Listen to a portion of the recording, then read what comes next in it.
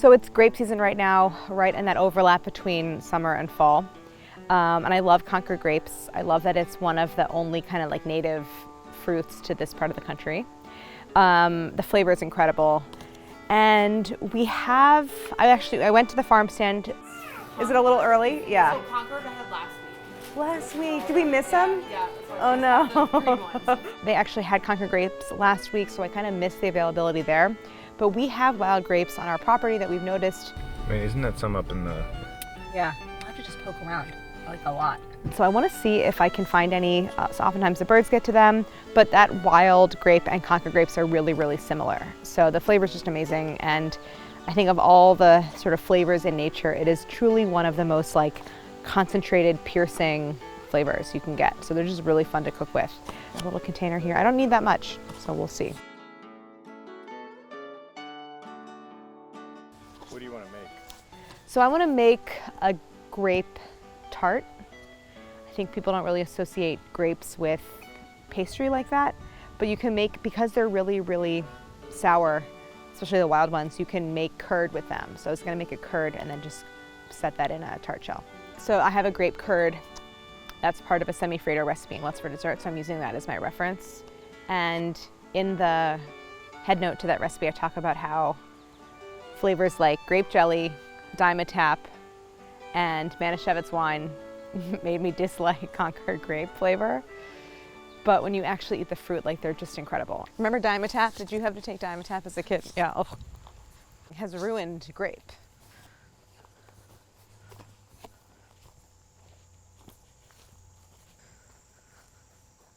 Oh God.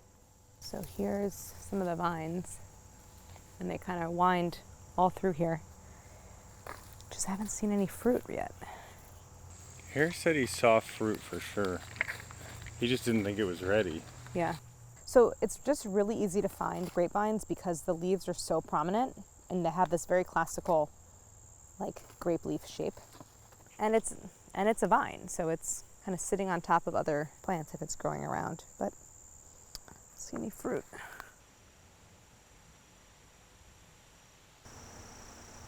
I don't see any other vines over here. Oh, jeez. So a lot of this is grape vines.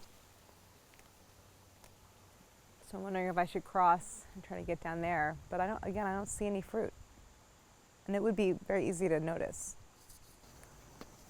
I don't see it. I really want to ask Harris where he's seen it. Because he was saying that he saw...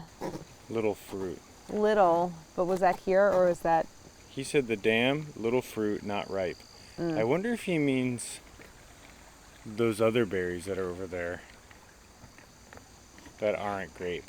It's just easy to tell grapes because of the clusters.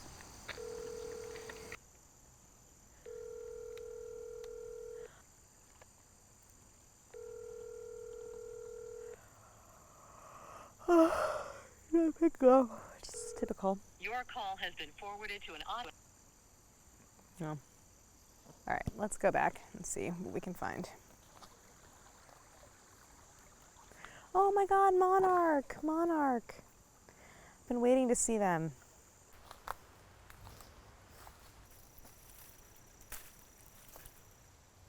All right, no grapes. So maybe up by the road. Okay. This is grapevine over here. But again, I don't really see any fruit.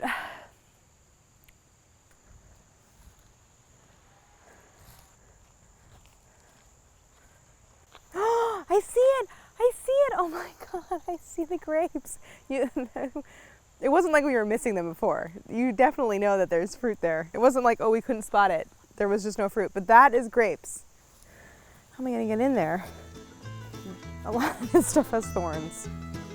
I think if I can go from this angle so I don't fall down this like hill.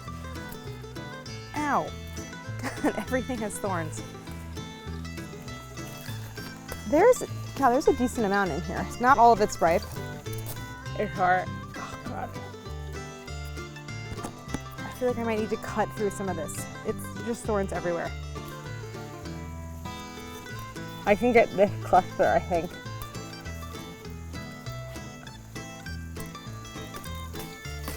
I got it. But I need like 4 more of those. Well, I got one right here. Oh, you do? It's not as big. I can maybe get this one in here. Ow, my hair is like on the thorns. I'm snagged on like every single thorn on this thing. Got it. Ow, motherfucker.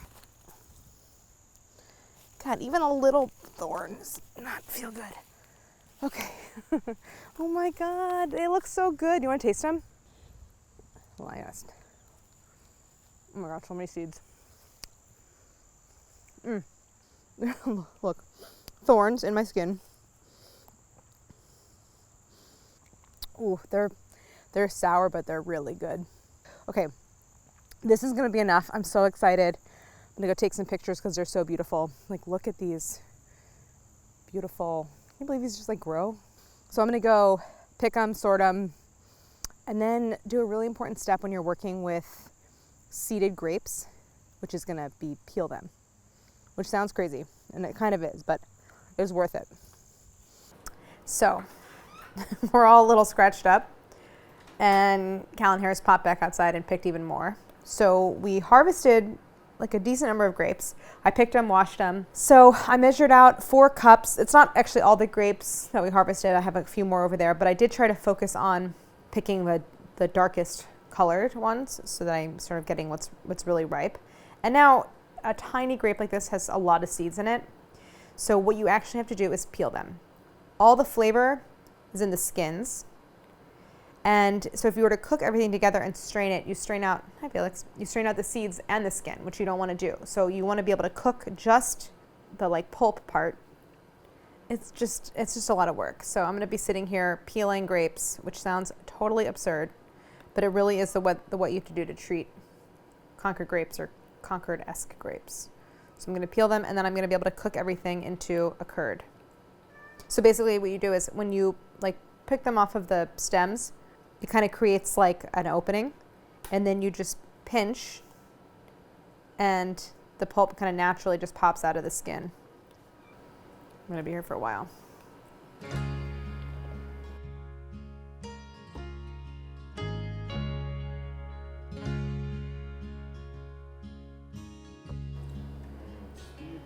Okay, so I'm down to my last dozen or so grapes.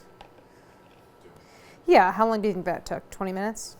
So my idea is to cook the grapes down into a curd and then bake that curd into a tart shell. So it'll be like, I'm hoping the color is going to be really vibrant and dark and vivid, and we're going to have this like beautiful, kind of low profile, but like very flavorful grape tart. So now I have my skins and the pulp and seeds. I want to actually transfer. Give me one sec.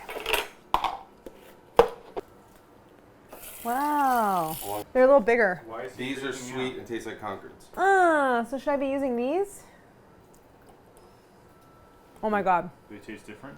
Mm-hmm. Concord dog. Mm-hmm. They're much better. Well, look what I just did. Okay, so what just happened was Harris was out there fixing potholes and then came upon other grapes in a spot that was kind of a known spot, but that I hadn't really explored. And he came back with these, which are a little bigger, definitely darker and more purple rather than red. These taste better. These have that really vibrant grape taste. So now I want to use these. Okay, Tony the Tiger. Okay, so I'm going to pick through the new batch of grapes, which I like better, have better flavor, and repeat that whole process. Wash them, pick them, skin them. I think with the ones behind me, I'm going to make grape jelly, which is delicious. So I have my seeds and skin separated. I'm going to put the flesh of the grapes in my saucepan and get it cooking. And then while that's cooking, and I just need to cook it long enough that the flesh breaks down into a pulp and I can strain out the seeds. It doesn't take that long. So I'm going to get that on my heat, and then I'm going to prep my other curd ingredients. I am going to add some lemon juice because curd needs acid to set. It reacts with the egg yolks. So it's really just there as more of a functional ingredient, but it is going to make it really tart, but then I'm balancing out with sugar. So I'm going to get everything else. I need some egg yolks, some sugar, a little bit of salt. Oh, and some butter. I have my butter right here. Okay, so I'm going to get this cooking.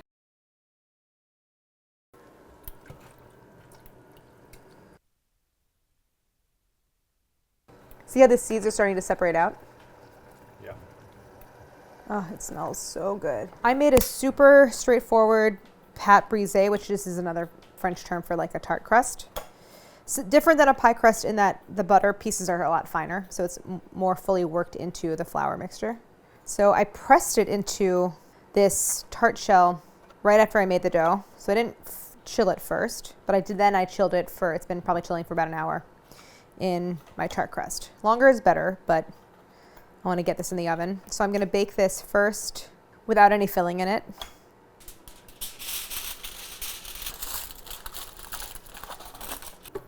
This is pretty much done. Okay. So I'm going to throw in some pie weights. And it's not going to do that much. It's just going to keep the bottom from puffing up and the sides nice and strong. And I'm going to show you what this looks like. So I'm going to strain this back into the skins. And one question that I have for myself is if I'm going to blend the curd and try to basically puree the skins so I have a smooth texture, or if I'm going to leave the skins intact. I might like the way that the skins look intact, and I might give it a little texture, but I'm going to see after we cook the curd.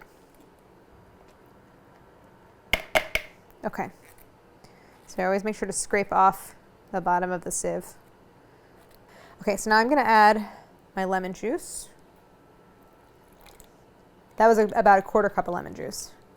So this is the base for our curd. So this is going to go back into my saucepan. And I'm going to add my sugar. I'm going to add about half of my sugar, actually. This is 3/4 of a cup of sugar. About half the sugar is going to go in there. And now I'm going to get this warming on the stove while I get my egg yolks. I need 4 large egg yolks. I'm not quite at 350, but I think we're close enough. We're at 305. Close enough.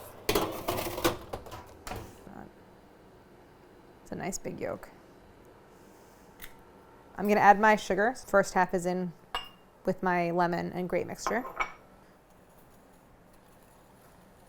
So this step is a step that you always do when you're making custard, and curd is a kind of custard, but instead of milk or like cream or dairy, it's usually like citrus juice, in this case grape. But it's called blanching the eggs, where you vigorously whisk the eggs and sugar together, the yolks and sugar most often, until it's nice and pale. And you just don't want to do this step far in advance, because if you let these 2 ingredients sit together, you'll get like little hardened bits of yolk that don't really dissolve. So I'm going to bring this over to the stove.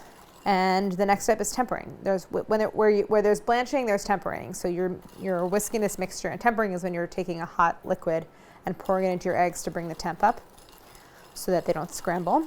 This mixture, you can see it's nice and it's getting that nice purple color. This is coming up to, it's kind of just barely at a simmer. So now I'm going to just start to slowly pour in this hot mixture.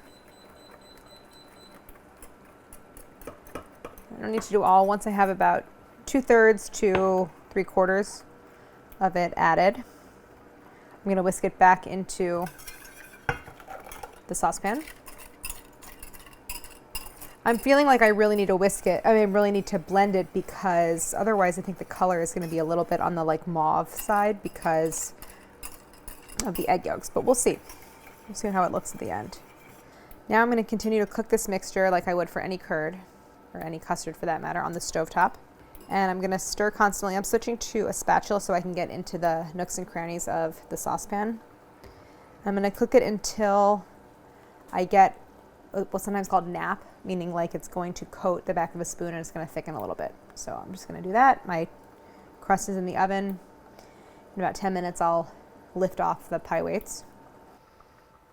Sometimes, depending on the amount of liquid and the amount of thickening that you get, the visual change isn't super dramatic, so I'm gonna also temp it.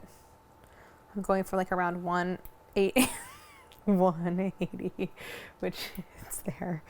Okay, so we know the eggs are cooked.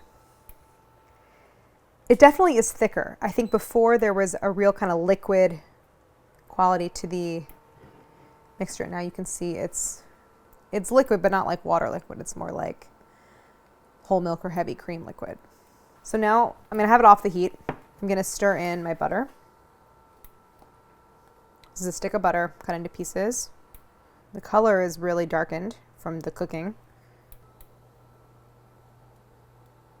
And I'm gonna add a little bit of vanilla extract, maybe a maybe a teaspoon or two. Okay, so this is the curd. It's basically done. I'm just waiting for those last pieces of butter to melt and incorporate. What do you think? Blend or no blend?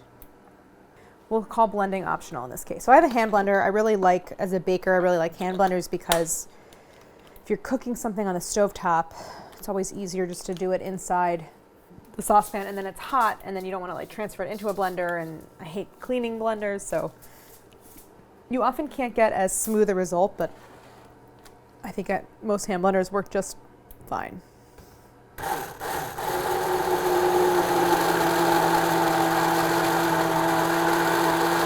Have your hands away from the on button if you're going to go into the blade.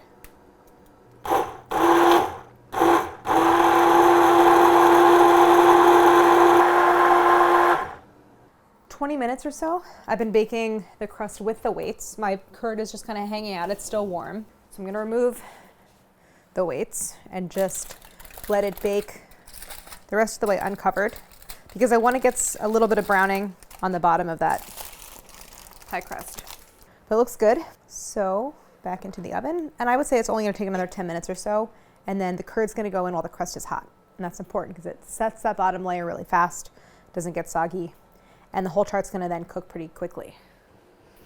My tart crust, I don't wanna get a lot of color on it, but I want it to be fully baked, and it's just starting to get a little golden. So it's in at 325, which is the temperature that the entire tart will bake at with the filling in. So I'm gonna grab that and get it filled. You can see that it shrunk a little bit, a really normal amount of shrinkage, I think, for a tart crust. Pull it away from the sides a little. It's just barely golden brown. I'm gonna pour in my filling. I whisked it because the curd was sort of sitting there and cooling, and I got a little bit of a skin on the surface, so I just incorporated all that back in. So the curd's gonna go right into my hot crust.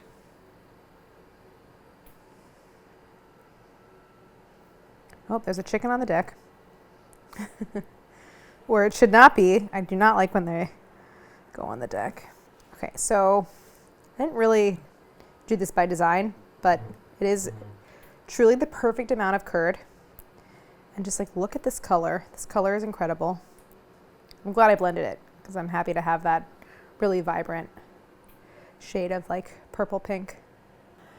Because the tart is already hot, the pan is hot, and my curd is warm, it's not going to take very long. So it's going to go into 325. Having not really made this before, I'm guessing it's going to take like 15 minutes or so, but it could be a little longer, maybe 15 to 20. So I'll check it after 15. Oh my God.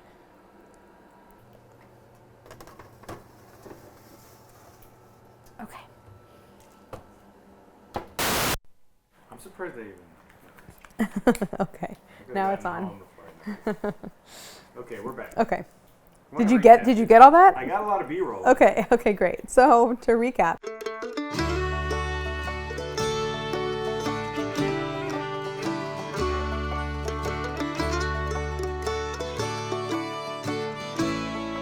This is a tart. Probably could go a little bit longer in the fridge. I also slightly underbaked it, which I thought I had. I was hoping it would set up more in the fridge, but I'm just gonna keep chilling it. The color on the surface intensifies in the oven. So you can see the curd underneath. It's a little bit paler, but I love what a rich, dark, kind of purple pink that is.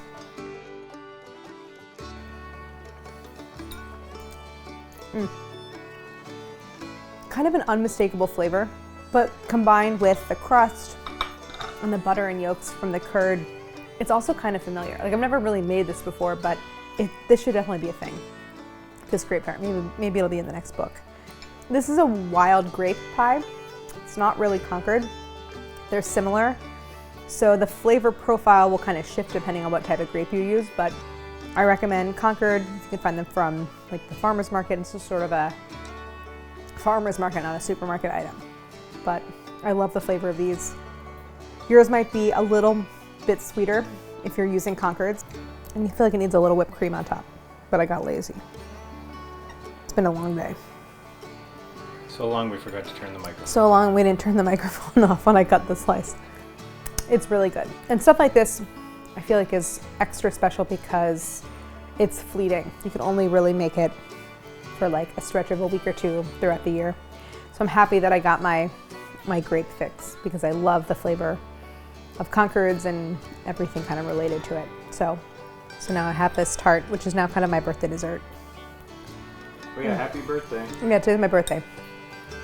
Fun day. Spent the whole day in the kitchen. Yum.